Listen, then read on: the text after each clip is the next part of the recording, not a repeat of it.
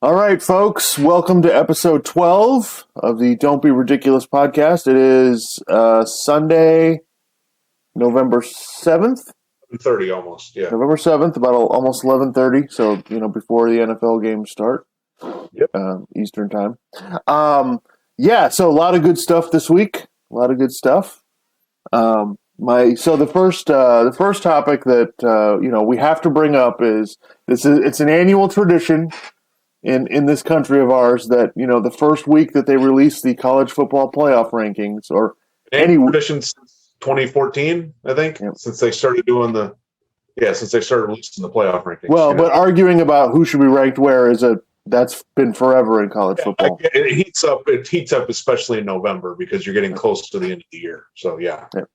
So my whole life has been this: college football is this sport that everybody complains about. Why can't they do this? Why can't they do that? No matter what happens, nobody's happy because at the end of the day, it is a bit of a subjective poll. And the crazy part to me is that the system's actually gotten better over time, but yet everybody, it's still, this is a sham, this is a joke, this is terrible, blah blah blah blah blah. Yeah. So this is my overall point. Obviously, for people who don't remember, so what were the first four teams? It was Georgia 1, right? Georgia 1, Alabama 2, Michigan State 3, Oregon 4, Ohio State 5, and Cincinnati was 6. Okay. Which you know what I don't really have. I think you could maybe you could make a case that some of those maybe you move one, you switch some stuff, but for the most part, that's pretty accurate. Georgia, they're probably the best team right now. Alabama, they haven't looked as good as last year, but they've basically beaten everybody except Texas A&M, and right. So yeah, it's kind of in Oregon. They have that win over Ohio State. They struggled a little bit with Washington yesterday, but they still ended up winning. But and then Michigan State, they had that win over Michigan. So, Yeah. So obviously the since last season when Cincinnati played well, I feel like there's been this rush for the sports media. They've got to get Cincinnati in there. And it's some kind of travesty or, disaster that they haven't earned their way in. They deserve to be there, Right. Which is just, if you look at their schedule, and again, they played Tulsa yesterday. They barely won, right. So all right. So this is my overall point here, guys. Overall, this is everything that I'm going to be saying after this is going to lead back to this. Cincinnati fans and all the sports media who wants them to be in, relax. Okay? Stop whining. Stop acting like, oh my God, this is the worst thing that's ever happened in your life, and it's a damage to college football. Okay? Everything's going to be fine. There's plenty of time left to go. Okay? Cincinnati, you can still get in. If anybody watched the games yesterday, Michigan, you already a team that was ahead of you lost. That's what I was saying before. It's basically, look, guys, everybody freaks out, and it's like, guys, there's still several games to go. Like, you think this is going to be it's going to be this way for the next month? No, teams are going to lose. This is what always happens. This is what's been happening going back to the BCS. Like, this is what happens. Somebody's going to lose. So just like you said, Michigan State, they just lost after they had a huge win against Michigan. They lost to Purdue.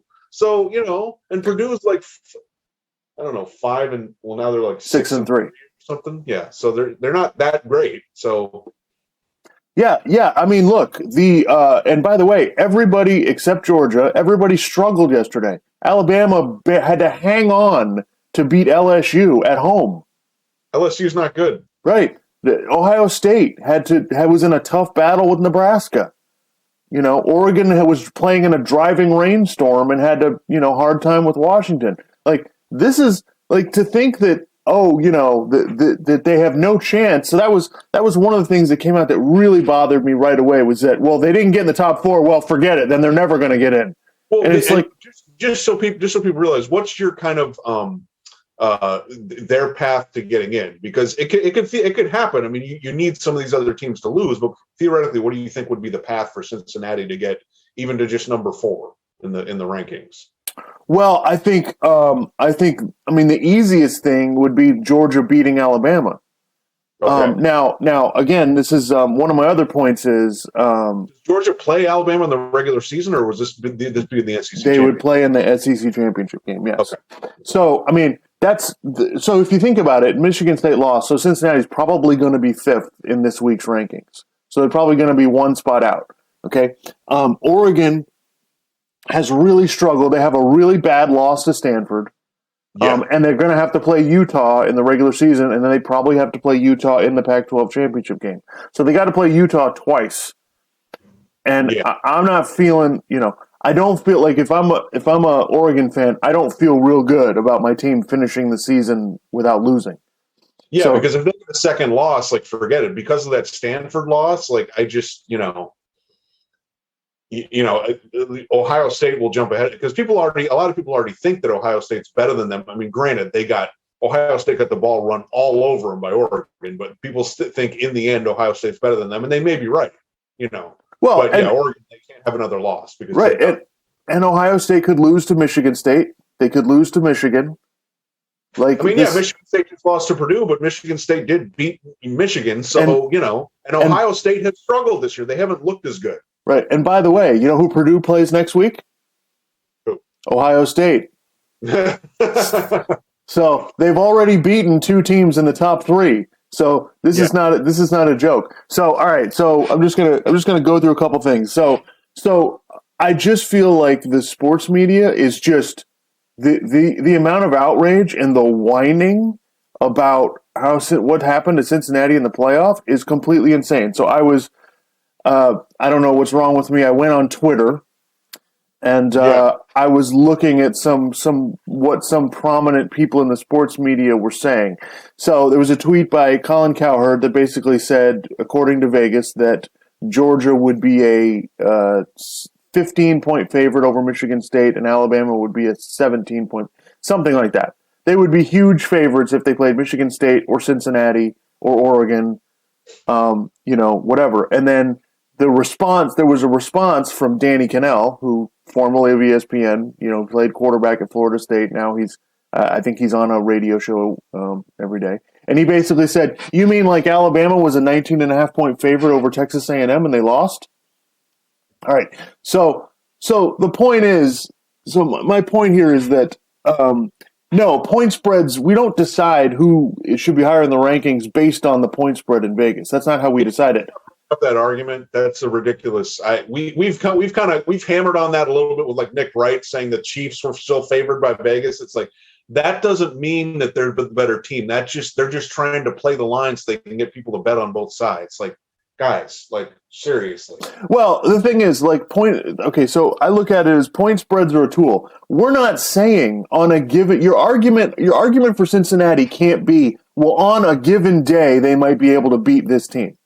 That's not how this works, okay? Yeah. Of course, it's a given. On any given day, anybody can beat anybody. We've all seen Hoosiers. That's not what, that's not the point, okay? The point is that Cincinnati's schedule, they don't have to play LSU and Auburn and Texas A&M and all of these teams that Alabama has to play. One game. Right. And then you can kind of have a break for a few games. Like so for instance, we can criticize Alabama because, they struggle with LSU, but they're playing in the SEC. Those are full stadiums. Like they've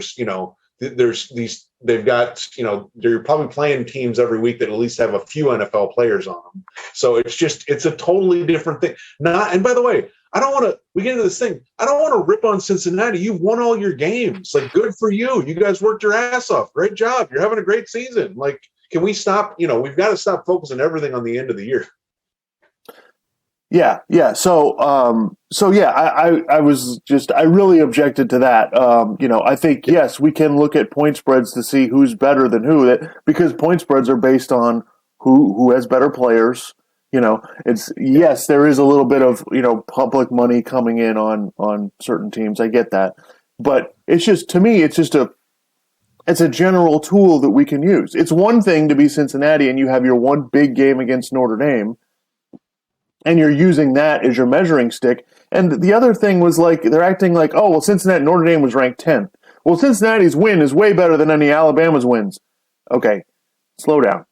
Okay, Alabama beat Ole Miss. Ole Miss is 16th. They beat them by 20, 30 points.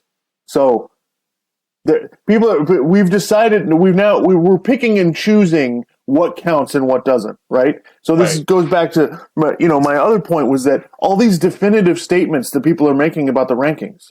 Okay, oh well, Cincinnati's 6th. Well, they'll never be able to move up because their strength of schedule gets worse. Okay, well, I just told you they're probably going to move up one spot this week, if not more by the end of the season, and the top 4 is probably not going to be the same top 4 that finishes the season. I kind of think Oregon's not going to be there. Right. Here, Right. Michigan State's going to move down now because they just lost. So yeah, I mean, and things could change after that. Alabama could maybe lose. Alabama's kind of struggled this year. They lost a bunch of players to the NFL last year. They're not the same team, so they could have some more close games. And I mean, a fumble happens or something, and then that totally changes everything. So people need to kind of, Yeah, and honestly, I'm actually impressed with the committee for ranking Cincinnati as high as they did. They put them over 2 undefeated Power 5 teams. They put them over Oklahoma and Wake Forest. Okay? Yeah, Michigan has a loss. They're right behind them. So there's 3 Power 5 teams that they're ahead of. So to me, it's a bit insane that we're all going nuts that they're 6th and not 4th. It's like, are you kidding me? Well, people need to what I don't understand is how people don't look in the NFL. It's pretty much a level playing field, right? The talent level usually between most of the teams, there aren't these. It's not like in college where it's like this team has this much talent and this team way down here. In the NFL, it's much closer. There's some teams that are a little bit more talented than the other, but it's pretty close. In college, I mean, different conferences. It's not like it's a different sport, but it's a different. It's like when I used to play wheelchair rugby, right? And we would play there's like 2 divisions, I think, and we were Division 2, and you'd play top teams in Division 2, and it's like, wow, they're way better than us. And then you play some team in Division 1, and it's like you're playing a team in a different sport. They have way more speed, they have way more skill, they have a much better idea what they're doing. The coaching's better. It's just a whole. And in college football, it's even more so. Well, so people go, well, they're undefeated. It's like, yeah, but it's different when you're playing in, what are they playing, the MAC or the American, yeah. American Athletic. It's a totally different thing, so people need it. It's not that they're ripping on anybody. I mean, they ranked them 6th for Christ's sake. It's not like they're saying that everything they accomplished means nothing. Yeah, I think I think this is, and the thing is, the way this year is, where there's no dominant team, this is not like last year, where there were 3 dominant teams and we knew who they were, and there really wasn't a discussion about anything else. Yeah. Georgia is fantastic has been fantastic every week, but their offense is really pedestrian. That's what I've heard. Yeah. So they have a flaw, and then Alabama and Ohio State, they've been up and down. Yeah, they haven't looked good. They've really struggled. They've had games where they've really struggled this season. So if there's any year where Cincinnati, you have a shot here. This is, the fact that you're playing substandard schedules and you're struggling with teams with losing records and you still have a shot is amazing. So yeah. I think I agree with you. I think Oregon would be fortunate to finish their schedule, without losing a game. And they're so reliant on running the ball, and even with their quarterback, I'm watching the Stanford game, and the announcers are going, "Yeah, you don't want the quarterback for Oregon throwing the ball too much." I'm like, okay, that doesn't bode well if you get into a really tight game and you really need to throw the ball. So yeah, and the fact that they lost to Stanford, I mean, come on. Yeah, that's a bad loss. But the other problem Cincinnati's going to have is, let's say they get into the top 4, is Oklahoma is behind them, and they have the problem right there. They have their 3 or 4 biggest games in front of them, and so that's the issue to me, is that I could see a scenario where Cincinnati ends up in the top 4 before the championship games, and then Oklahoma jumps in front of them. So undefeated Cincinnati, would you put them over 1-loss Oklahoma? I think the committee would, because of the way Oklahoma has looked this year, where they haven't really played a good game. They played. Remember, they were down by 18 to Texas in the second half. They had to come back to win. They beat Nebraska by 7. They really have not looked good. Now, when they switched quarterbacks, it kind of changed a little bit. And they were off this week, but last week they played Texas Tech and blew them out. So maybe they're starting to get it together. And they have to play Baylor and Oklahoma State and Iowa State, which are 3 ranked teams. So if they, like I said, if they start to look like that and start blowing them out, while Cincinnati is struggling with UCF and SMU, then you're kind of then they have a problem. So that being said, Cincinnati and the fans and the media, relax, play better, okay. Keep trying to kick butt. Keep trying to play better every week, and you've still got a shot. Another thing was I was reading after the rankings came out. I was reading on Sports Illustrated, and Pat Ford. Of course, the question is who's the biggest snub in the top 4, and of course, it's the low hanging fruit. It's obviously Cincinnati. So Pat Fordy is complaining about this, and he says we love underdogs in college basketball, but apparently in college football we can't stand it. And my immediate reaction is that, well, yeah, we love underdogs because there's 68 teams in the basketball tournament. Yeah. Like, you only get to put 4 teams in. We can't just go, hey, this team's kind of fun. Let's just put them in there. They're acting like this is some kind of, like it's a movie, or this is like we're trying to. People need to look. They're going to expand the playoff. It's going to happen. Okay, it's going to be 10 or 12 teams or something, and then you're going to get some of these teams in there, and then people will still be unhappy. They'll be complaining about the 13th team or the 11th team who didn't get put in the top 10 or whatever it is. So, I mean, look, I will say, like, did you listen to Joel Klatt on Colin this week? Yes. Yeah. So, and we've talked about this before, like on maybe one of the first couple of podcasts we did. We talked about this before. I agree with Joel Klatt's point where he says that we focused so much, and it basically, once they went to the BCS, this was inevitable. We focused so much attention on the end of the year that if these teams in non-Power 5 conferences feel like they're getting screwed if they don't get into the playoff, okay? And I think that that's a mistake, but we've already gone so far that at this point we need to expand the playoff. Like, and it's funny because I totally agree with Joel Klatt. And if you actually listen to his argument about this, which he's had the same argument about this for months now, basically, look, we focus so much attention on the end of the year. Just winning your conference or getting to a New Year's Day bowl doesn't mean shit anymore. So you know what? We have to expand the playoff because you have to give some sort of incentive to these other teams. Like, this is why, you keep playing hard, because eventually you get a chance to get in there, because there's no other barometer for success for some of these other teams. So, yeah, they need to expand it. But again, that's the problem. That's why maybe we should never have gone to a playoff in the first place and just accepted that all the arguing and discussion and whatever is what makes college football great. But again, we've moved in this direction, so this is the way it's going. So we're going to expand. So you guys can complain now, but you're in 5 years, you're just going to be complaining about the 12th or 13th team who didn't get in. So, excuse me. Yeah, listen, if you want to change the system, then change the system. Like, I have no issue with that. If you want to go to a 12-team playoff, no problem with that. And yes, I understand what Joel Klatt is saying. I think it's ridiculous. I want to. Maybe it's not to the degree that because, like, for instance, I went to Florida Atlantic University. Are they bitching and moaning because they're not in the college football playoff? No. They're trying to win as many games as they can and, like, win their conference or whatever, or go to a bowl game and win the bowl game. Okay. So that still matters to plenty of teams.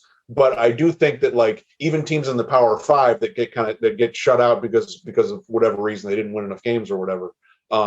There's kind of a thing where now it's like, if you're in the Big Ten, like, winning the Rose Bowl doesn't mean as much as it used to. So that's kind of a problem because we focus so much attention on the end of the year and getting the championship. So I think that's more the point that he's making, and I agree with that. I don't want to take it too far, but no, I get that. I disagree. I disagree with this whole thing in sports where it's just you have to win the championship, otherwise you're a loser. Again, that's a larger point that I totally agree with, and I think as fans, we've kind of sold ourselves short by focusing so much on that because there's So because it's like in any sport, like in the NBA, there's 30 teams. There's going to be 29 unhappy teams at the end of the year because there's only one team that's going to win the whole thing.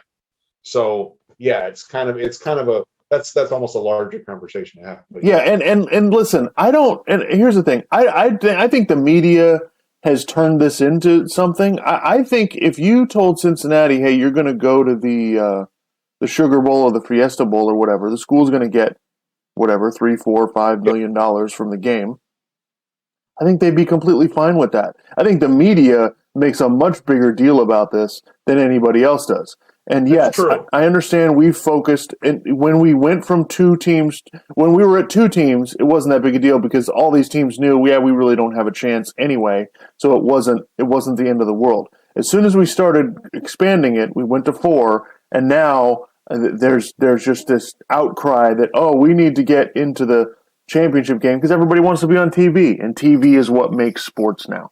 I mean, that's what TV money is basically what runs the thing, and the more games you get to go to, the more TV money you get. That's like one of the, I thought, like, when, I guess this was during the playoff, when remember when UCF went undefeated, right, and they declared themselves national champions or whatever, and they made a banner or whatever. I mean, I thought that was pretty ridiculous because it's basically like, guys, you should just celebrate the fact that you went undefeated and you won all your games. Like that's an accomplishment in and of itself. All the work that the coaches and the players had to put in to win all those games. That's an accomplishment. Just celebrate that and just be cool with that. Simplify your life a little bit. Don't be like, well, because I wasn't the absolute best ever at this thing, then that means I suck. It's like, no, that's not, you had a good year. Like, just celebrate that. And I think for the most part, people do. And you're right, the media kind of makes a bigger deal out of it. But given that we've already expanded it to 4, I just think we probably need to expand it more because we focus so much attention on the end of the year. So right. The point that I've heard Joel Klatt make and Danny Cannell make that I completely disagree with is that it's ruining college football, or we're damaging the sport somehow by the committee picking the 4 teams. That is complete nonsense. I totally agree. I totally disagree with that. I mean, I think the committee's done a pretty good job. I like this better than the system they had before. Absolutely. I think because remember, this is subjective rankings, and you're trying to think about it this way. I was thinking about this week. Imagine if we tried to do, and maybe we should try to do this maybe when we start talking about the NFL stuff. Imagine if we tried to do like a college football playoff ranking for the NFL, and It was 4 teams, right? Because if you look at it now, like in the NFL, usually you can say maybe there's 5, 6 teams that maybe you think could win win the Super Bowl, right? There's 2 teams that you'd have to cut out, and it would be like that would be like they would be pissed off because, like, especially this year, there's teams in the NFC that have a pretty good case as being one of the top 4 teams. So like whenever you try to do this, yes, someone's going to get left out because it's a subjective thing, and overall, I mean, they've pretty much gotten it right every year. I mean, the teams that have won the national championship since they started doing the playoff, I mean, do you have any problem with them being the national champions? No. Do you have any problem with them being in the game? I mean, I guess some people were mad at Ohio State when they jumped up, the one year that they won it. But I mean, they basically get it right. I mean, come on. Whenever people would say, oh, they've gotten it wrong, I'm like, yeah, but you're talking about like a fringe team that probably would have just gotten in and lost. So like, what argument are you even making? Right. So yeah, listen. Part of college football's culture is arguing about it, and fan bases going back and forth about whatever. So the idea that it's ruining the sport, it's making more money than it's ever made ever. These games are more watched, get better TV ratings than they ever have. More people go to games than ever before. Don't tell me it's ruining the sport. That is nonsense. If anything, it's making it better. Like that's ridiculous. You want to expand to 12? That's fine. You can expand to 12. Don't tell me it's making the sport better or saving it. Give me a break. I don't. They're making tons of. Yeah, they're not saving this. Come on. No. So it's ridiculous. If anything, they should have expanded this years ago. They could have made even more money. The fact that they've held out this long is what's damaging to college football. So yeah, that's that part. Those few things just really bothered me. And listen, like again, Cincinnati, you can still get in. Like this could still happen, and there's never some of these crap teams out. Right. There has never been a situation where this was a realistic possibility before. Like this is this. You started out at 6th. Like that's insane. Yeah. So that being said, though, Cincinnati, you got to play better. You can't need a goal line stand to beat Tulsa. Like you got to, let's go. Pick it up, make it happen. Here's the bottom line with me. I don't think I'll finish. We'll finish out the topic on this. I don't think Cincinnati's one of the 4 best teams, but they could still get in. Yeah. The way this works, you can get in there. The committee's telling you, we think you're right there. Yeah. That's what the committee's telling you. We just need to see more. So yeah. So anyway, but yeah, that being said, though, college football, fantastic. The last 2 weekends have been insane. The games have been great. So yeah, I'm really looking forward to see how this finishes up. Yeah. Anyway, so yeah, the major NFL story that it's made its way all over. They even made fun of it on Saturday Night Live last night. Yeah. So Aaron Rodgers, it came out this week that he tested positive for COVID. And he was probably, I guess, did people confirm it, or are they just sort of inferring that he didn't get the vaccine? Like that was kind of. Well, from what I've seen, I don't really think there's like a confirmation, but it's an understanding because he has to be out 10 days, and the rules when you're. That's why. Okay. Right. Yeah. And when you're in the NFL right now, when you're unvaccinated, you have to wait 10 days before you can come back. Right. So that's how we know that he's unvaccinated. So then I guess the story, so basically it became an issue. Well, he's unvaccinated. Why is he unvaccinated? He told us that he was immunized, quotation marks, at the first press conference. And normally when you see guys that, the thing is everybody's mad that they don't want, these athletes are upset that they don't want their vaccination status released. But the problem is we can figure it out. If you're wearing a mask at one of your press conferences, we know you're probably not vaccinated. Like if you're, so it's just kind of like, yeah, I agree. Like your medical information shouldn't be infringed upon, but it's kind of, your public figures. There's certain things that we're going to be able to figure out that you can't avoid. So, yeah, then the question surface, and then I got to say, first of all, shout out to the Pat McAfee show, because I don't know how Pat McAfee gets these guys on his show every week, and he has Aaron Rodgers on like every week. Sit down and talk, and Pat McAfee's like drinking, and AJ Hawk's on there, he's smoking cigars, like they're just dudes hanging, chilling out, and just spouting off whatever. And you listen, Pat McAfee looks like he's about to run through a wall. He's standing up the whole time. It looks like he's ready to. It looks like he's ready to go. It's just like, man, I guess I need to get more energy into our podcast. Jeez. But he does does a fantastic job. So he's on there, and Aaron Rodgers. Where he was talking about the Urban Meyer thing, where he was dancing with the girl. No, I didn't see that. Well, people should go watch that. But it was just basically like I don't know how dirty you want me to get on here, but it was basically like he was making fun of him, because if you watch the video, like the girl comes up to Urban Meyer, and then his hand kind of goes down to a place it shouldn't go, and then they're like saying like, "What is it?" And then like McAfee's like talking to AJ Hawk. He's like, "What is he sticking 2 fingers up the butt or something? Like, what is going on there?" And then they go to the producers or whatever, and they're like, "So is Urban Meyer going to be out?" They're like, "Why? Well, he's got to be injured because he's probably got 2 impacted balls, because he probably just." All right, that's enough.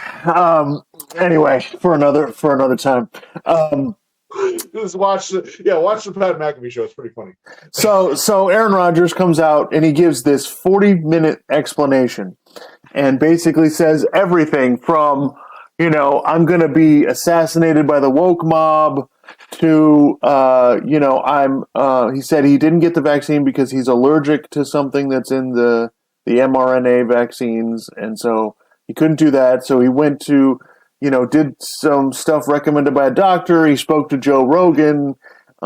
He did all of this stuff, and he's basically, getting angry at, he's upset with the media for, getting his vaccination status, which anybody with half a brain could have figured out. And, so he's very, and a lot of the protocols he thinks from the NFL, they're not science based. And one thing that I was talking to my wife about earlier today was that he said he didn't. There were situations where he's supposed to wear a mask that he thought were not appropriate, so he didn't wear a mask. He wasn't wearing a mask to any of the press conferences. So, and then he basically said, "Listen, I have followed all the protocols to a T, except for that one." It's like, so that means you didn't follow all the protocol. That means, like, what are you talking about? So anyway, so basically, that's just setting it up. So basically, the question I wanted to just ask was that I heard a lot about, and I don't know the answer, and I'm kind of fascinated by it. Is Aaron Rodgers selfish? Is Aaron Rodgers selfish? Well, see, okay, this is interesting to me because, okay, particularly at this point where we are now, let's just remember where we're at. Okay, the the vaccines have been out and available to everybody over the age of 18 for like more than 6 months now. Okay, most of the NFL is vaccinated, correct? Right. So that means the majority of Aaron Rodgers' teammates are vaccinated. Okay. Right. So look, if we were at a different stage in this pandemic, you not taking precautions would be way, way, way more selfish. Okay. But at this point in time, if you're concerned about COVID, why haven't you been vaccinated? The data is all out there that it's safe. Unlike whatever Aaron Rodgers is saying or whatever conspiracy theorists are saying, the data is out there, okay? It's available. You can get it. All these people saying, I need more information or whatever. It's an experimental vaccine, like Jason Whitlock. It's an experimental vaccine. Shut the, whatever, okay? The info's out there. You can get vaccinated, okay? Not only that, if it's been more than 6 months since you got your second shot, you can get a booster shot if you're really concerned, okay? If you want to still wear a mask, wear a mask. If you don't want to leave your house, don't leave your fucking house, okay? But one thing I'm getting really annoyed with is people suggesting at this point in the pandemic that, well, it's extremely selfish. Well, wait a minute. If most of his teammates and most of the staff and front office people are vaccinated, what the hell is the point of getting vaccinated if you're in danger when you're around someone who's unvaccinated? Like, you could get COVID from someone who's unvaccinated. You could get it from someone who's vaccinated, but you have the vaccine, which lowers the risk of hospitalization and death by a significant amount. Not only that, Pfizer is coming out with an antiviral pill that's like 90% effective at reducing severe symptoms. Okay. So not only when you have the vaccines, we're getting better at treating it. Okay. And all this stuff is available to you if you're concerned about. I got vaccinated. I think you should. I think you've gotten vaccinated. Yes. I think everybody should get vaccinated.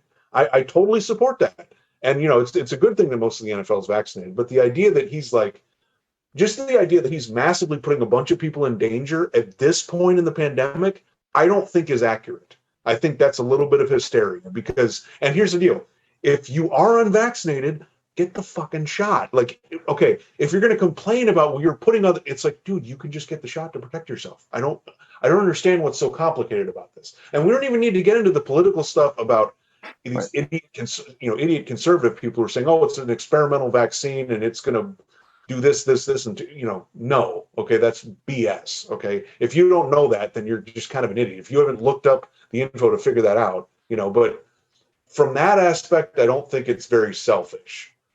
But on another aspect, it kind of is, okay? Because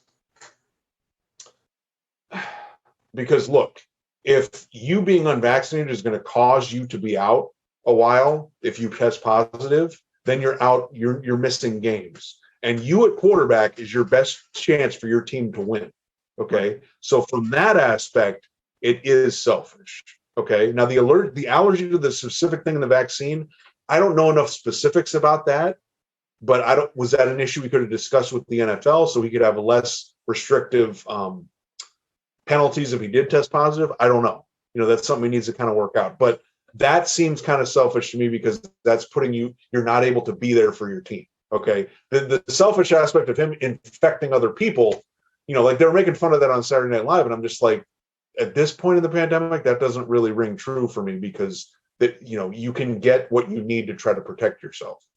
So. Yeah, I mean, listening to the Aaron Rodgers thing, he was saying that some of the NFL's policies are draconian, and they're basically trying to shame you and make it more difficult for you or shame you into getting the vaccine or push you into getting it. And listen, we all have jobs. Everywhere has certain rules that you're going to have to figure out how you're going to deal with. So I think that I don't think him missing a game is the end of the world. I've heard it described by. You're right. Absolutely. Yeah.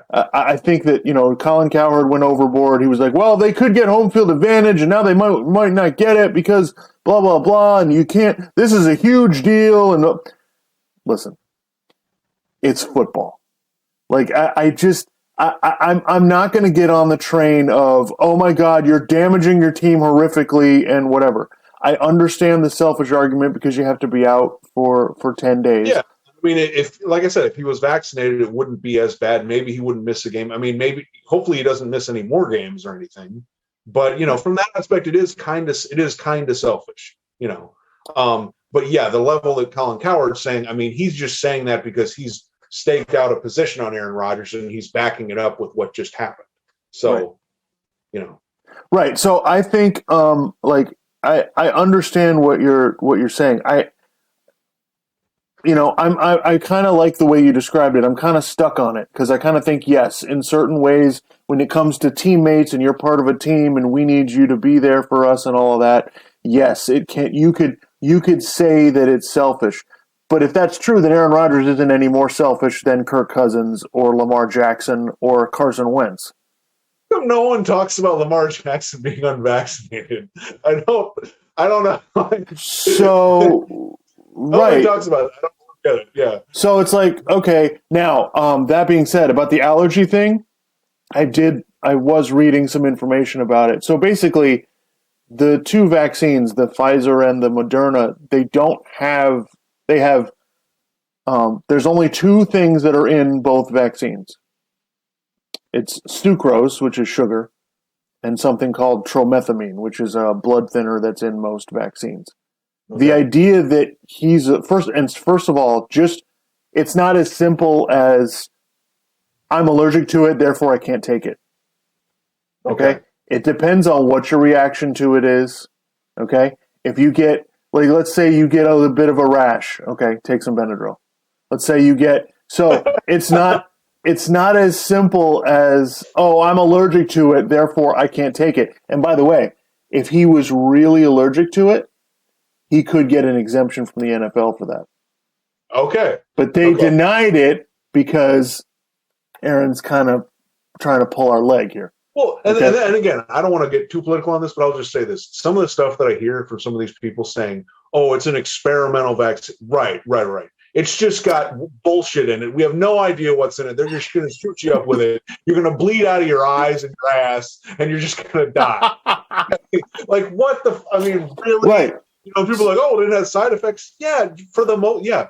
This very, very, very, very, very, very, very small amount. And there were like Johnson & Johnson, there were blood clots, and when they had already given out millions of doses, there were blood clots in 6 fucking people out of millions who had already been shot up with the Johnson & Johnson vaccine.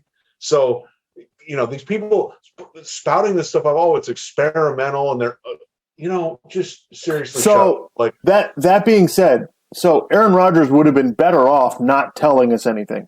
The fact that he talked for 40 minutes has basically buried him. Yes. He's in, he will never live this down. You're living flat earth land now. You're just, this is not good because the allergy thing, from what I was reading, I think it's bullshit. Yeah. So now that he said that and he went through all this, whatever, and people are making too much of, he took Joe Rogan's advice or whatever. Joe Rogan, he was, he's doing, hydrations with vitamins in it. He's not doing anything. Joe Rogan's not doing some crazy experimental therapy where you're getting, monkey DNA. And no, he's not doing anything like that. So it's not that big a deal. First of all, I guess that's my overriding point. This is not that big a deal. Okay. You know what? That's when I was thinking about discussing this. That's kind of what I was thinking. Like, I don't think this is as big. Like, for instance, like I was reading some of an article by Christine Brennan at USA Today, and she's like, "Oh, this is so reckless, and you're putting people in danger. You're going to end up getting people killed." And then she's ripping on Joe Rogan, and I'm just like, "Okay, guys, when it comes to vaccine misinformation, some people seem to act like misinformation was invented in March 2020 when the coronavirus pandemic happened. Okay, there was misinformation before this. There's misinformation now.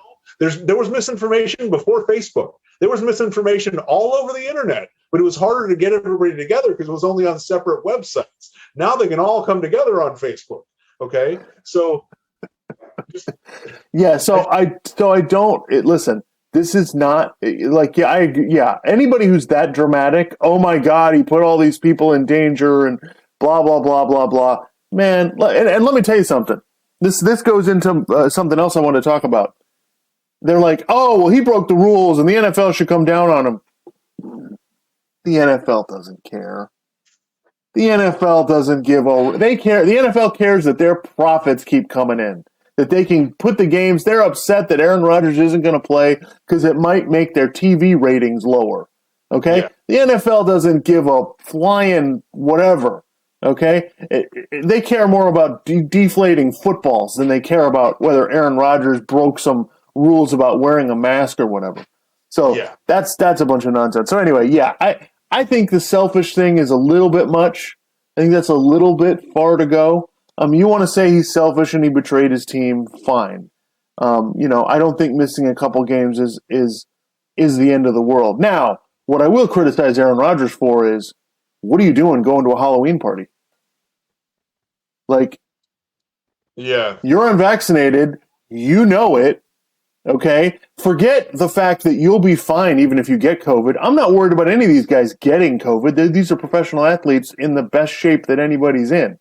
They'll be fine. But just irresponsible, dude. Like, now you're costing your team just because of foolishness. Yeah. Can we pause for a second? I need to. Yeah. Okay, so we didn't really answer the question, is Aaron Rodgers selfish? But I'm kind of conflicted on it. I think overall, go ahead. I don't really see it. I think selfish is a bit strong. I think he's a bit out there. He's kind of on his own island, and this is kind of what you get.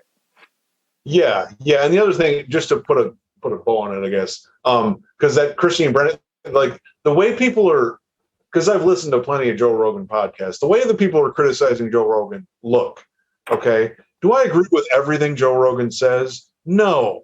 Do I watch a news channel and just agree with everything that the host says, or watch a YouTube show and agree with? No, and neither should you, okay? And look, if you don't like somebody, don't fucking watch them. Like, I don't understand how hard, and it's like, oh my God, but then people are going to watch this and they're going to be misinformed. People have been misinformed since the beginning of time, okay? That's what happens. Like, we live in a free society. This is what happens. Except on this podcast. Yeah, right. Yeah.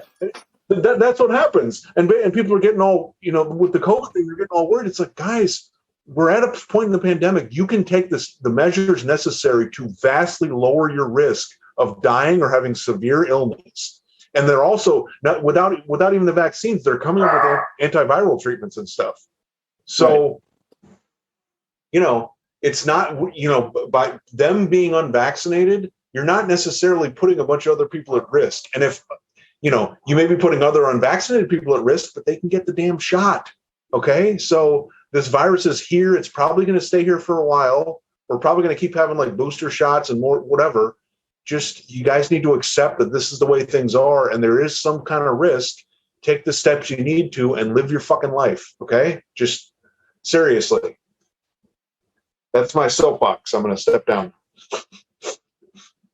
Yeah, I think hopefully the woke mob won't murder Aaron Rodgers before he gets to play again, hopefully.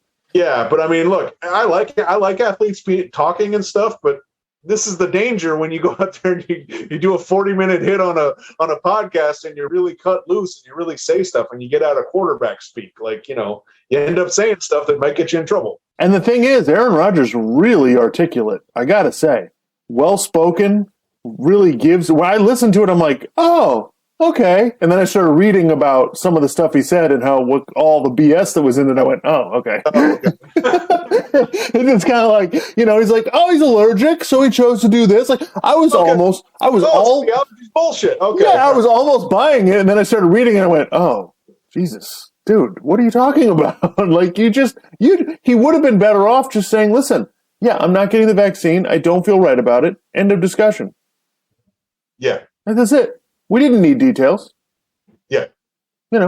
All right. So NFL. Do you want to bury the Dolphins first, or do you have other topics you'd like to discuss? You didn't bury the Dolphins already?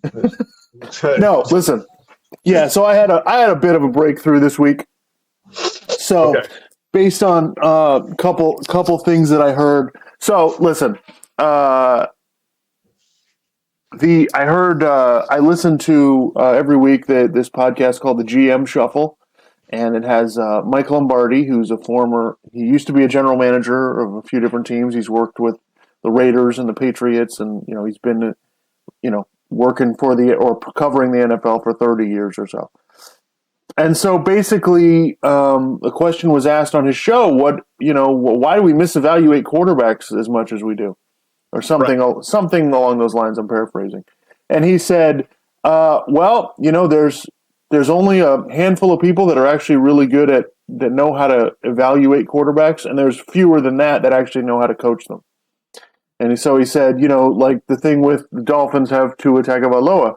The thing with him was, like, everyone said, oh, it's great. He's got this amazing talent. He's, he's special. He'll do all this stuff. He's like, it was a media-driven creation. He was like, there was no evidence of any of that before. And it's one of those things. He got hyped up. He was playing for Alabama. They're winning a lot of games. It's a great story. He's a great kid. And, it turned into this whole hype train. And he's not that good. Like, he can throw some slants and some crossing routes and some, routes in the flat to the running back and stuff like that. But he's never going to be a big time blue chip player. That combined with, I heard Greg Cosell, he works for NFL Films, on Colin Cowherd's show this week, and he basically said that Tua doesn't anticipate throws very well, and this is the different offensive coordinator in his second year, and they're trying to work around it, but there's only so much they can do. Yeah.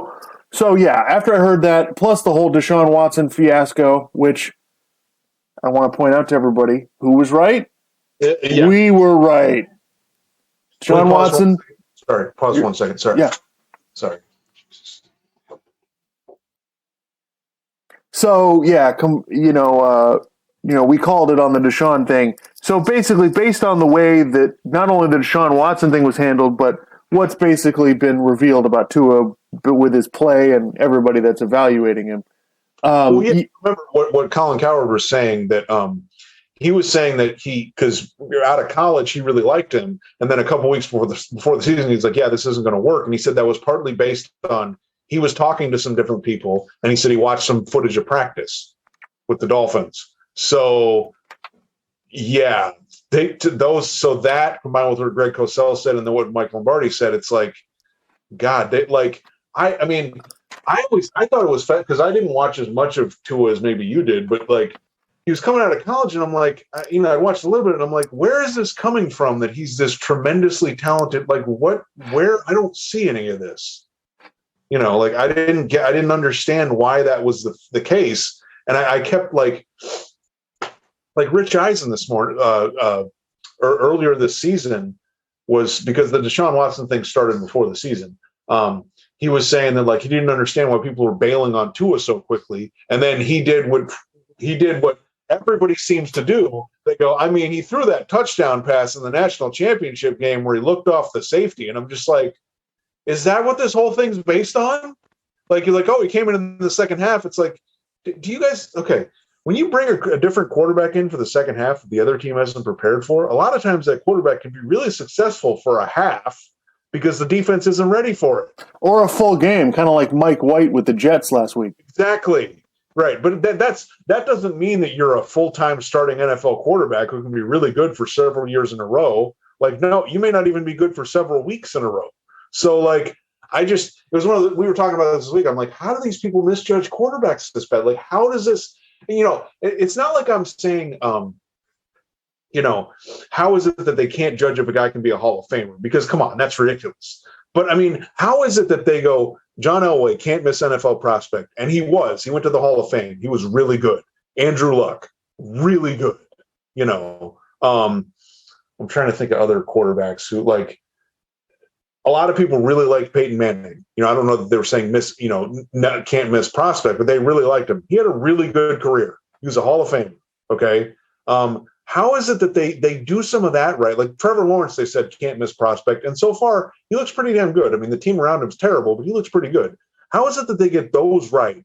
But then they seem to get how is it that happens? And then Mel Kiper, the day of the draft, is going, you got to draft Jamarcus Russell, and that was just what the, I mean, I don't get it. And I guess what Mike Lombardi's saying is true. Like most of these people don't know what the fuck they're doing. They don't know how to analyze. They don't know how to evaluate quarterbacks. And most of these coaches don't know how to coach quarterbacks.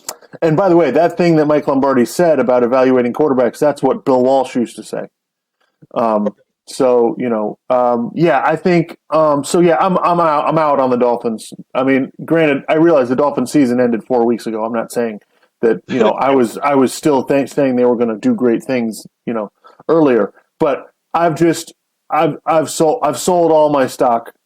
I have no hope. This Deshaun Watson situation was a fiasco.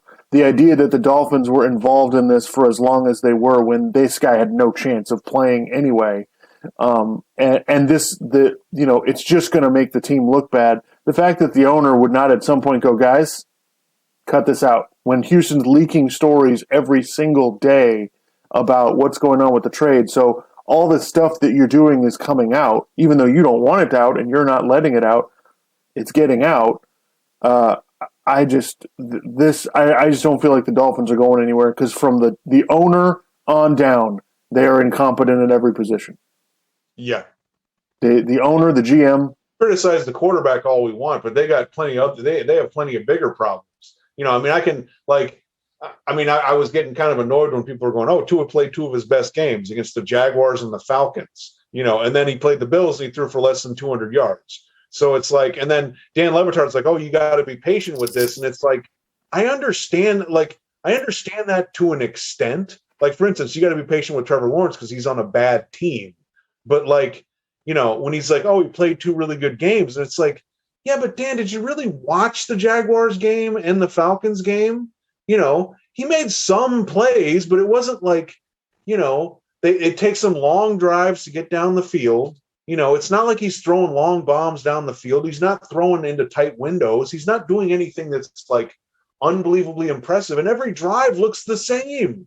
He literally, it's run pass option, slant pass, or, screen pass, or short little pass, to the running back, or short little pass, right in front of the line or something, right over the middle. Hell, Lamar Jackson is, I guess, you could say, somewhat limited in the types of routes that he throws, but he keeps getting better, and he's also an extremely gifted runner. So, I just, the idea that we got to be patient, it's like, yeah, but are you watching? Like, are you seeing this? Do you really think this can be an elite quarterback when you're, again, fans don't know what the hell they're watching, but the people running the teams, they don't know what the fuck they're doing either. I mean, I'm not going to put a bow on this, but just like,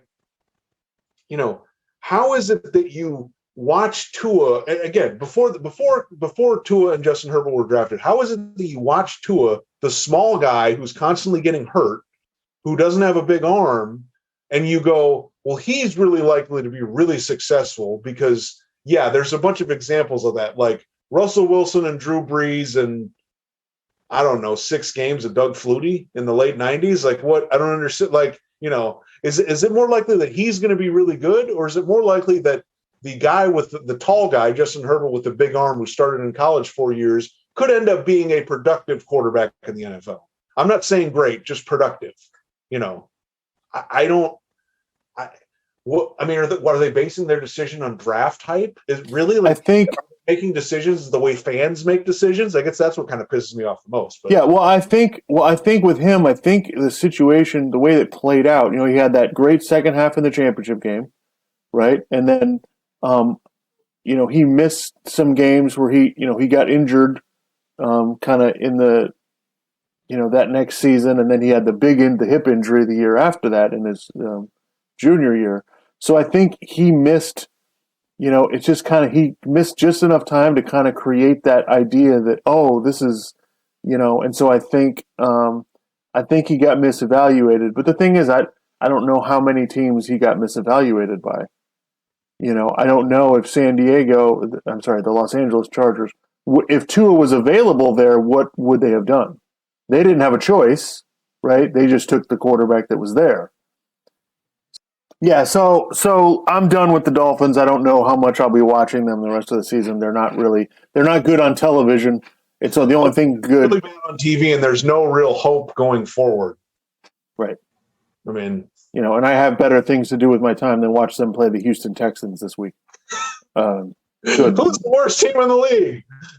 I mean, I think the Jets might be better than the Dolphins. Absolutely. Oh God. Yeah. Maybe we'll get to see that. They still play the Jets twice, so Yep. All right. So, but we did just have the trade deadline on Tuesday. The big move, was the Rams traded for Von Miller from the Broncos. So, thoughts on Von Miller? Do you think that changes the Rams' fortunes? I think the Rams were a good team, a contender anyway. Do you think it makes a difference? Yeah. I mean, what Peter King was saying was that they probably won't. He's not going to be there like every snap, but he'll kind of, especially in the regular season. So, but yeah, I mean, just whenever you have him out there with Aaron Donald, what the hell are you going to, those are two really, really talented pass rushers. What the hell are you going to do? So yeah, I mean, that makes an already really good team even better. And I mean, let's be honest with the Rams. They've basically beaten everybody. They got beat by the Cardinals, but the Cardinals, J.J. Watt got hurt. Kyler Murray has an injury. So are they still going to be healthy by the end of the year? Like, the Rams are really, really good. But one thing, like, that kind of leads me into, because, like, I'm listening to, what is it? Keyshawn, J. Will, and Max Kellerman, or I don't know, whatever crap they're putting on radio. I mean, they change the name every week, it feels like. Yeah. So they were criticizing. They were like, Keyshawn is all, the Cowboys are so great. The Cowboys are the best team in the league, and blah, blah, blah. And maybe that's true. That's fine. But he's saying, well, I mean, but Matthew Stafford, he's only got one playoff. He doesn't have any playoff wins. He's been to the playoffs 3 times. He hasn't won a game, and he played with a Hall of Fame receiver. And I'm like, dude, no. Okay. Matthew Stafford played on the Lions. They're terrible. Okay. The whole time they were there, he never really had Jim Caldwell was, I guess, a good coach for a couple of years. They made the playoffs, but he never really had a great coach. He never had a great team. Okay. So look, again, it is a real thing that his record against winning teams has not been very good. And that's fine. That's a criticism of him. Okay. And he needs to prove he doesn't get the benefit of the doubt, because we need to see what he's going to do when he's on a team like this that's extremely talented. Right. If he can't win with this team, then okay, then you start kind of going, yeah, well, there's limitations with Matthew Stafford and whatever. Okay. But what I don't understand is, if that's the case with Matthew Stafford, why are we so sure that the Cowboys are so much better than them? How much playoff experience do they have? How many consecutive years have they made the playoffs? Oh, wait, they didn't make the playoffs. They haven't made the playoffs in 3 years. Okay. What's Dak Prescott's record against winning teams? Did you watch the playoff games Dak Prescott played in? He played the Packers, got way behind. To his credit, he almost came back. They played the Seahawks, which the Cowboys were clearly better than the Seahawks, and that game was close the entire time. Okay. They played the Rams, and the Rams beat them by like it ended up being like 7 or 8 points. But that game was the Rams were better than them. They beat them. They were ahead of that game the whole time. It was over. Right. So why are we all of a sudden going to give? And I don't want to bang on Dak Prescott. He's really good. He's pretty good, and you can win a lot of games with them. They're going to make the playoffs this year. They might even get. I mean, we'll see how things go, but they're definitely going to get at least one home playoff game, maybe more.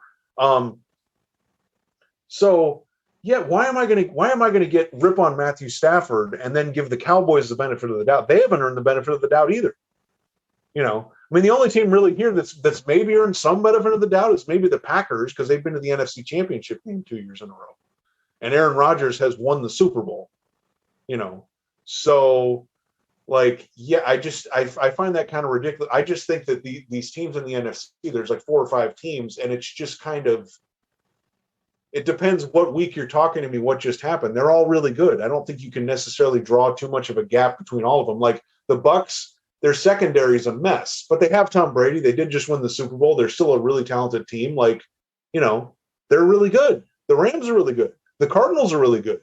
The Packers are really good. The Cowboys are really good. It's all kind of a mix. I don't, if you just like the Cowboys a little better, fine, but then don't use these crappy arguments to try to dismiss these other teams. Yeah, I mostly agree with you. I think, the questions about Dak Prescott, when you play against a team with another great quarterback, Dak Prescott looks like the second best guy in the room. And so I agree with you. And that was, when we've talked about this in the past, you've said, well, I need to see it from the Cowboys. I need to. I still need to see more. They haven't earned the benefit of the doubt. So right, and I get totally understand what you're saying. And I think the Rams and the Cowboys are very similar in that I've talked about this before, that they have certain positions where they can't have injuries. Yeah, they have certain guys on their teams, not just the quarterback, that can't get injured, or they're in serious trouble. The Rams, Aaron Donald and Jalen Ramsey on defense. The Cowboys, Micah Parsons and Trayvon Diggs, like they have certain guys that they have to keep healthy. And so we'll see how it goes. But do you think, I think the Rams are good anyway. I think this Von Miller thing could help them. Do you think Odell Beckham, what do you think about the Odell Beckham situation with Cleveland? Do you think he could go to another team and help somebody? Maybe, I don't know. I mean, he's gotten injuries and he just hasn't been very good the last few years.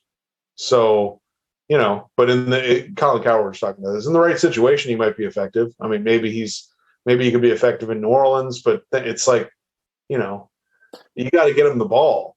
If he's getting the ball and he's productive, he'll probably be fine.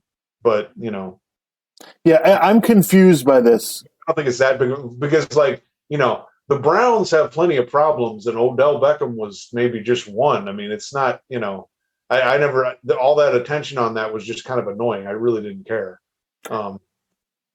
Yeah, I'm confused by it because I don't understand. Like, it seems like the Browns coach, Stefanski, is a good coach. I don't understand why you wouldn't throw the ball to this guy that's really talented and has been productive in his career. So I'm confused as to why it didn't work. So that kind of makes me think, hey, maybe there's something wrong. So we'll see. I do think if he went to another team, and it looks like they're going to cut him, so it looks like somebody will probably pick him up on the cheap, which is the way a team would want to do it. The problem with him or trading him was that his salary. Nobody wants to pay the big salary. And the thing that I noticed also that people don't pay attention to is in the NBA, it's different. Most teams have some cap space so they can work something out. In the NFL, especially this year when the cap went down, teams don't have extra money. Like the Rams got Von Miller, but they needed Denver to pay a salary because the Rams don't have any space. Yeah. So that's the issue. So yeah, we'll see how it goes. But all right, so let's. Do you want to move on and talk about the NBA, or did you have more? Sure. NFL stuff. Well, I'm trying to think. I don't think I really had anything else. I mean, that's the main stuff. Yeah. All right. So a couple things about the NBA. First of all, let's talk about our team, the Heat. That's right. They're 6-7. Did they win last night? They beat Utah. They beat Utah. Yeah. Yeah. 7-2. Yeah. So the Heat have come out of the gates really strong. I've watched a little bit of them, and I have heard a lot about it, read some stuff. I think, you know, I'll say I'm not totally surprised. I mean, I did kind of think the Heat might kind of take it easy this, with this regular season and wouldn't, I can see it both ways. I mean, look, I don't want to overreact. The Heat do not have a top 5 or 7 player on their team. Okay. Right. They don't. I mean, do they have? I don't know that they necessarily have a future Hall of Famer. Maybe Jimmy Butler makes the Hall of Fame. I don't know. Maybe him. Kyle Lowry's had a really productive career. Maybe, but they don't really have players like that. So I just kind of, when people are like, oh, they could potentially make the Eastern Conference Finals, maybe things would have to kind of work out the right way. And also, they need to get a high seed, because if they get like the 6th seed again, they're going to end up playing. I mean, if they have to play Brooklyn in the first round, assuming James Harden has come out of his funk or whatever, that's a problem. If they have to play Milwaukee in the second round, that's a problem. So I think they need to get. I mean, hell, if they can get a 3 seed or a 2 seed or something, like that would be great, because then you're pretty much guaranteeing you get a favorable matchup in the first round, so you can get out of the first round. Then, depending on who you play in the first round, maybe you get to the Eastern Conference Finals. But like, I still watch them, and I'm like, I don't think like. I'm not saying I think Milwaukee is some sort of world-beating team that's just totally unbelievable, but I just think defensively, Milwaukee can give the Heat a lot of problems that I don't think they can really deal with. So, maybe things are a little different. Tyler Hero's playing really, really, really well off the bench. Maybe Bam Adebayo takes another step forward this year. But I don't know. Yeah, I mean, my first reaction was, people are like, "Oh, the Heat are really good." It's like, well, we didn't expect them to be bad. Yeah, so, it's November, guys. Like it's you don't want to go too nuts about a team doing well this early in the season. Yeah, honestly, my first reaction was, well, we thought they would be a top 3 or 4 seed anyway. Yeah, if they don't have injuries, or they're not going to have COVID issues this year, hopefully. So because they had some issues with that last year, and that kind of threw some things off. Right, and my other thing was, well, we have some older players on this team. Like honestly, as a fan who's worried about the worst case scenario, I was like, all right, can we take it easy? Like, let's, we got to get through the whole season and then the playoffs. Like, let's not wear everything, let's not come out and blow our whole wad in the first, 2 months of the season. But that's just me being a paranoid Heat fan. Yeah, I think the combination of them looking good and the fact that Brooklyn has had some issues and Milwaukee came out of the gates kind of with like the championship hangover type thing. I think that that is kind of led to the Heat being where they're at. So yeah, watching them, I mean, look, my reasonable take is, yeah, they're going to be good. I don't know that they can beat Brooklyn or Milwaukee when it's all said and done. Yeah, that's my reasonable take. My pro Heat, I'm a Heat fan take is, I like where they're at. I think they need another guy. I think they need Oladipo to come back and be productive, and then they need another guy. Because I don't think, like, I'm looking at their top 8, 9 guys. Like, I think they're pretty solid with the 8, but then I think they're going to need like a 9th man. And then, so I was just kind of thinking outside the box. Look, Toronto's not going to keep Goran Dragic. So they're either going to trade him if they can get something for him, or just buy him out. Because he's only got this year. He's an expiring contract. So, if he gets bought out, I think the Heat would be one of the first teams in line to try to get him. Now, I'm not saying I don't think they really need that. I was just thinking that guy would be a hell of an option coming off the bench. The guy can score. The guy's a good passer, whatever, and he doesn't have to play a lot. What the Heat really need is to try to get some kind of stretch 4 or backup, better backup big guy or something like that, that they can use in different lineups. I have concerns about that, like against Milwaukee. I just have concerns about their size, I guess. Right. Exactly. Like when they're talking about defense, like yeah, they've been good on defense, and that's a lot of that is effort and communication, and they know where they're supposed to be. but it's not like Jimmy Butler's like a really big guy. Kyle Lowry's not. Bam. Bam is. He's pretty good on defense. He's pretty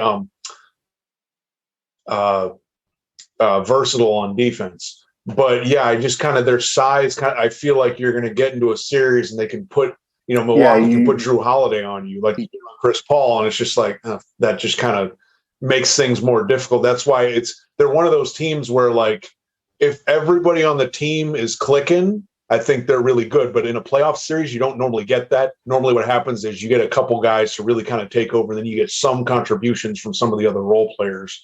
And I just think the Heat are going to get into a series and they're just going to, they'll hit kind of a wall, where they just, because of, like I said, they don't have a top 5 to 7 player on their team. So they're just going to kind of hit a wall, and that's kind of it, but again, things could work out differently. Somebody could get hurt. Brooklyn could look, if Harden is struggling like this and Kyrie never comes back and it's just Durant, I still would favor Brooklyn, but I would like the Heat's chances in that series. They would have a shot. I mean, Brooklyn is missing Kyrie this year.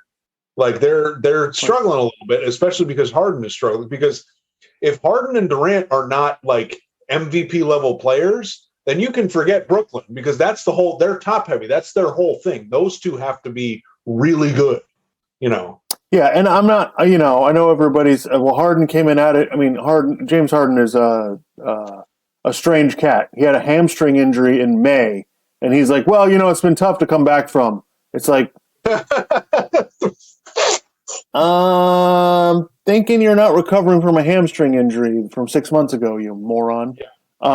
So yeah, Brooklyn has their issues, and so we'll see how it goes. I'm excited. So do you think? I mean, I think we just answered this, but do you think the East is more open now, or do you think it's just Brooklyn and Milwaukee are kind of struggling, but they're still the best teams? I think they're probably still the best teams. I watched. I went on YouTube and I watched the game highlights of Philadelphia playing Chicago. Look, Philadelphia, when you don't have Ben Simmons out there, God, the spacing is so much better.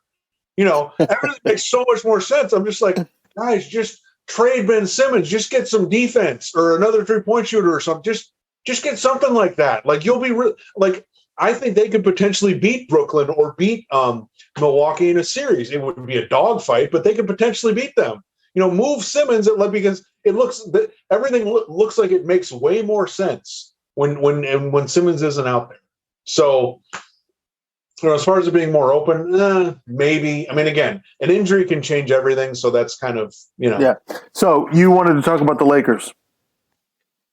So what have you made of LeBron has had 2 injuries. I think he had an ankle injury and then he had an abdominal injury. And these are minor things, but I'm just like, again, it's like I said, it's a given. An injury can derail anything in the NBA or in pro sports. It can just derail everything. Because if LeBron's not there, then forget it. I thought Chris Broussard said it really well this week. They were saying, are you concerned about, because the Lakers lost to the Oklahoma City again and they blew some big lead and LeBron wasn't playing? He goes, look, I'm not really concerned about anything that happens when LeBron and AD aren't out there together, because that's the whole deal for them winning the championship. He's absolutely right, but are they both going to be out there together? It's a legitimate question, because look, LeBron's really good, but he's in year 19. He's gotten injuries 2 of the last 3 years. This is kind of what happens as you get older. I mean, it's funny. You even said that you think this is the Lakers' last shot. Well, absolutely. Could you be a year too late? Too late? Yeah.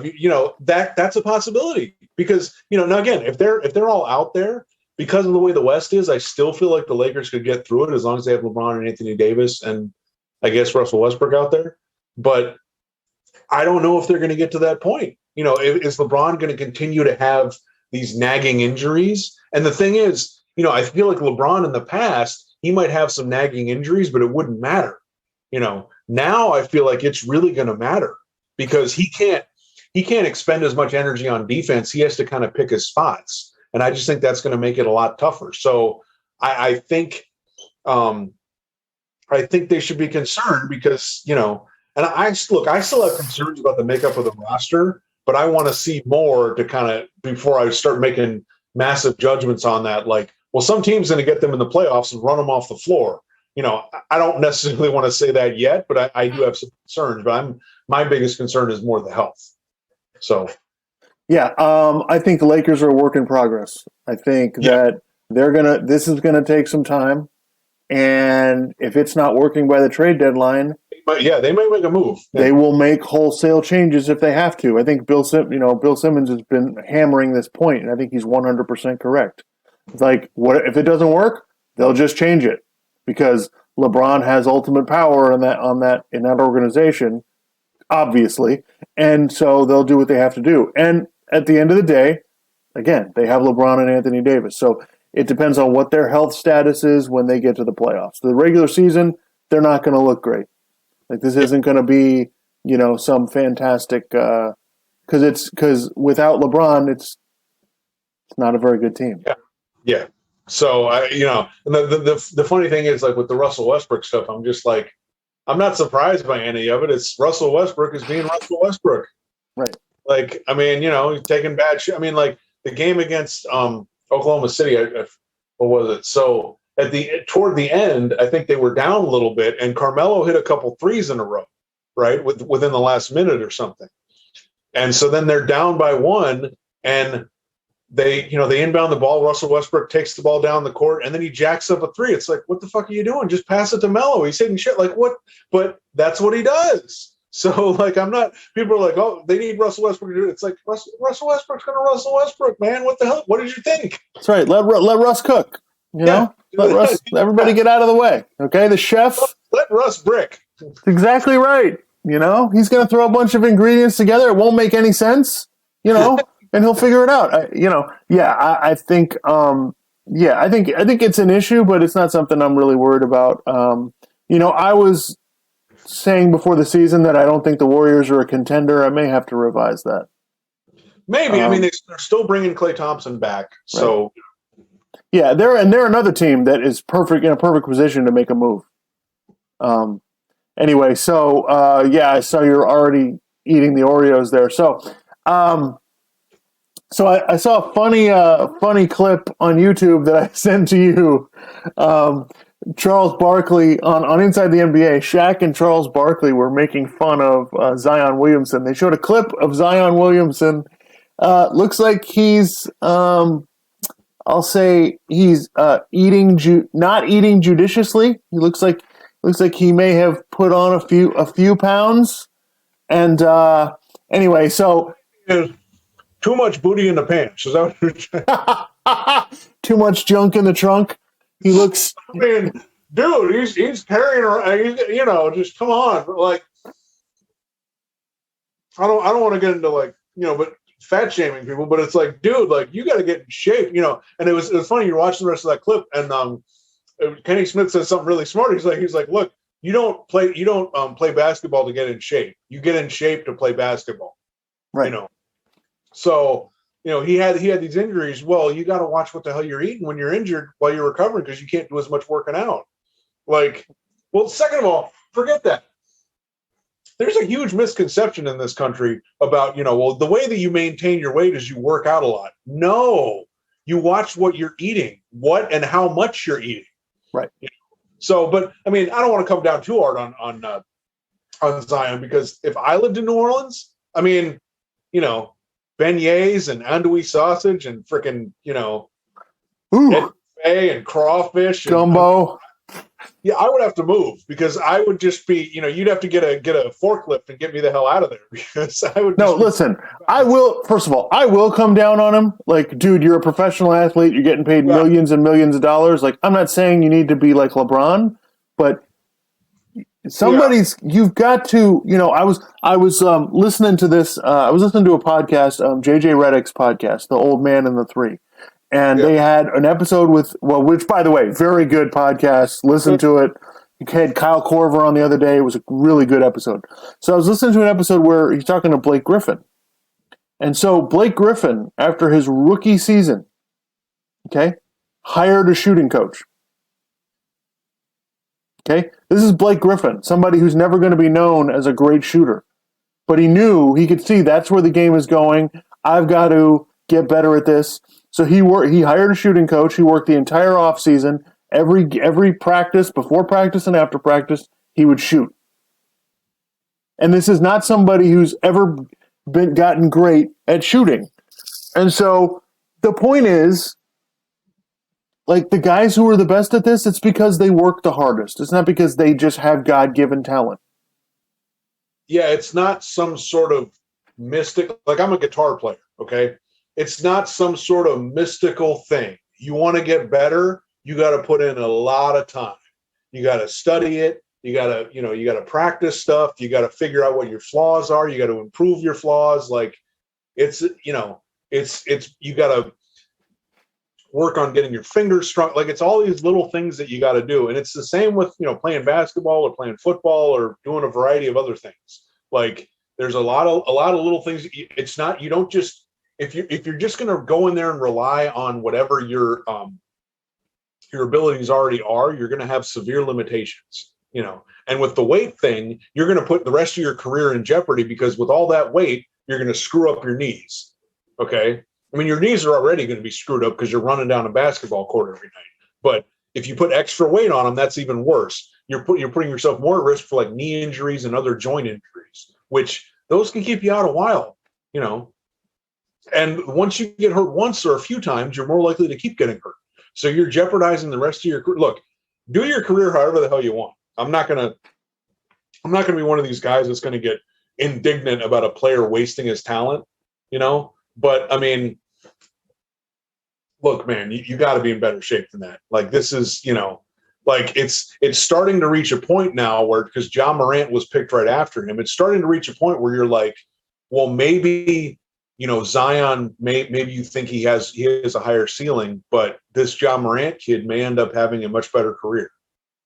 Right. We'll see. It's only year 3, but it's like, it's one of those things where it's like, it's like with Ben Simmons. We were like, he can't shoot, and we were saying that for like 3 or 4 years, and now look where we're at. He still can't shoot. So, yeah, no, it's just it's disappointing. We're all looking at the talent. We see how ridiculously talented Zion Williamson is, and we're going, oh man, like, he may never reach his potential if he can't stay and get his body right. And from what it looks like there's no chance of that even happening.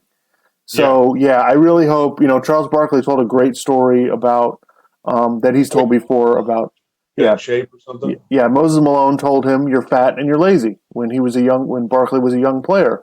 And so that he had to change the way that he did things, and he had a Hall of Fame career. And by the way, Barkley still wasn't the greatest guy about staying in shape, but he did it well enough to be a great, great player. And I did think it was funny, though. He's talking about that whole story about putting on weight, and Shaq didn't say anything. I found that kind of enlightening. Shaq didn't mention anything, and I realize Shaq has rings and all of that. He did well enough to keep himself in shape, but that was one of the problems with his career, and why people complain about him not reaching his potential. Which, I hate that conversation. It's not my job to sit here and worry about, you didn't reach your potential, therefore whatever. I don't like it. But I think the description Bill Simmons gives of Shaq is right on. He's like, Shaq was the guy in college that he could have had a 4.0, but he's like, no, I'm going to get a 3.5 and I'm going to party a little bit. Yeah. And who am I to complain about that? Great. To be perfectly honest, that's in some ways that's kind of my view of certain things. It's like you could do this, or you could kind of do a little bit less, and then you could do some of this other stuff. And I'm kind of going to do that. Which, again, do your career however the hell you want, But with Zion, it's not even necessarily do your career however you want. Like, you may not have a career because you're going to start getting hurt a lot. So, like, that's almost a separate conversation. So. Yeah. All right. So anyway, looks like we're getting close to the 1:00 game starting. I didn't have anything else. I'm trying to think. No, I didn't really have anything else. I haven't. Have you been watching any interesting documentaries or anything? I haven't watched anything recently. No. No, if you want to watch a good show, Dope Sick on Hulu about the opioid epidemic, that's really good. Been watching it. Like they release a new episode every Wednesday, so I've been watching episodes of that. That's pretty good. But Okay. all right, guys, we'll see you next week. Episode 12, Don't Be Ridiculous podcast. Thanks for watching. Thanks for listening. See ya.